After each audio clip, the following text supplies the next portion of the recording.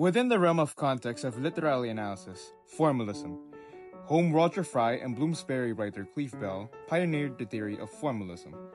As it stands, in the confines of the medium of art, it's a theory that focuses on the elements of form over content. So a painting is viewed as an object in and of itself rather than as a thing which depicts a subject.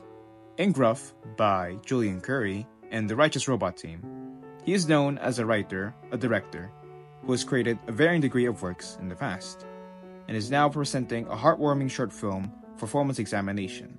This analysis will traverse into the intrinsic and visual aspects within the short feature film that will be unraveling the thematic depth and not just its linguistic craftsmanship, but its arts craftsmanship which it withholds.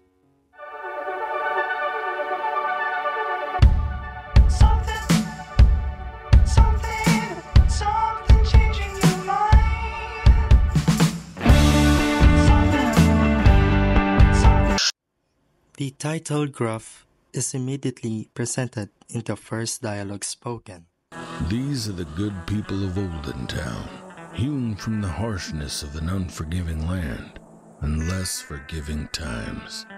They are gruff. Alluding to the story's name through the television show named Gruff, wherein the abuelo is a fan of, by the definition of gruff, rough and low in pitch, and abrupt or taciturn in manner. A gruff person is usually depicted as a stubborn, ragged man. Examples in media is Clint Eastwood, Kratos, The Mandalorian, and etc., often depicted as the strong, silent type. You know who else is? Terrence from hit franchise Rovio and Don't like small talk and answers questions with very short answers or grunts. They are not necessarily mean or angry, but they are unfriendly. But what does it all have to do with gruff? It reflects an abuela's character from his gruff exterior and interior, through both the way he speaks, rarely communicates in a physical and emotional level, and their personality. The title's utilization signifies the parallels between El Mayor and Abuelo. Julian's usage of colors is littered across throughout the film. It is evident through the deliberate choice of the recurring purple and yellow. Purple is depicted here as a representation of love, family, and the strength they bring to the lengths that they are willing to go for the people we love to receive some form of recognition. Here it's embodied through Hazel's line of work, the setting of the time, her eyelids, her clothes, as she yearns for the recognition and love from the person she loves the most, her father. She receives it, but not in the way she'd intended or wanted. So she becomes more ambitious and louder, but the expectations of her father fail because she sees his reaction as pathetic.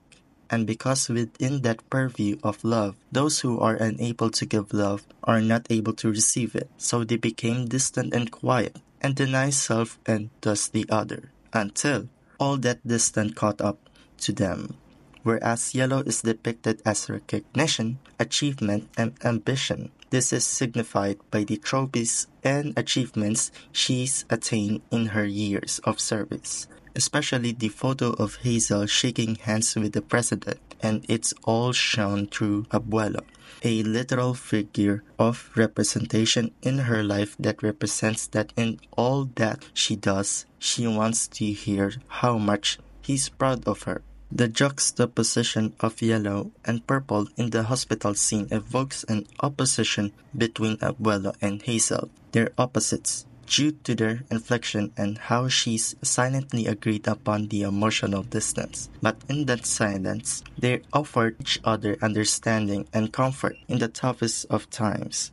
They start to make amends, and in the end, they're both wearing purple as they finally grow to a prosperous relationship with a newfound understanding of one another. But with the succumbing passing of his father, the scene's use of both yellow and purple in the room as Hazel sits in the chair of his father, revealing that the view he had all those years was a wall cover in all her achievements that he was so proud of, quietly appreciating them, and to realize from the dad's perspective as her daughter silently placed her hand on her lap. She understood. And with the enduring words, I have mi pueblo, mi familia, and they are strong in ways I am not. In ways adds you depth to the have movie's yet to message. witness. But Hazel's daughter is divergent of both, wearing purple hair ties coinciding with a yellow t-shirt. The use of pink transcends the two colors as it signifies the intimacy, the bond, the emotion and affection, their own special bond that is distinct, and that's what makes it fit to work with both of them. Curry's talented use of stop motion, designing, building, puppeteering, every detail he scrutinized over every little piece of himself he packed into this over the past 3 years. It is incredibly well detailed, accounting for all the videos that showed his progress behind it. Considering the production side packed with detail and spirit, it looks so real, physical, handmade and careful, and done with so much love, and reinforces the film's quality, inviting people to observe every minute detail. The subtle movements when he's holding her hands reinvigorates that he's showing his love and appreciation towards her in a manner he couldn't simply put to words. The movement isn't precise, but it's perfectly imperfect in the warm, sweet way that only handmade things can be. Just one curved paper hand gliding over another static hand, and then pressing, just enough to let us watch the hand shift with the movement, just enough to let us feel the action, the pressure, the comfort, the love. Gruff is a film that tells us that everyone loves differently, and that's okay. Everybody receives and gives love differently. I know that we have individuals in our lives that we know who rarely talks and never even know what to talk about. But Curry says it best. It's a story about the people you know love you, but aren't exactly verbal about it. It's how I've processed my dad's passing and learned how to love people who don't love exactly like me.